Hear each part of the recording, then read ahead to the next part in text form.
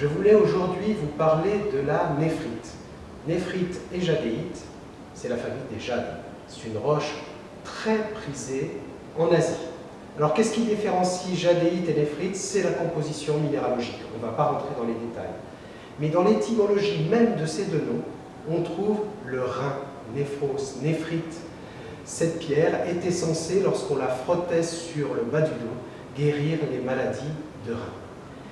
Plutôt que de vous présenter des échantillons de la collection, j'ai préféré vous présenter ces vitrines qui sont des objets en jade, coupés en lames, éclairés par derrière, qui faisaient partie d'un trophée qui nous a été offert à la fin du XIXe siècle par un riche industriel, Alibert, qui avait fait fortune justement dans l'exploitation de ces jades, mais aussi des graphites venus de Sibérie. Parmi ce trophée, il y avait aussi un énorme bloc de jade qui est à l'entrée du musée et qui fait plus de 500 kilos. Et puis il y avait aussi cet objet,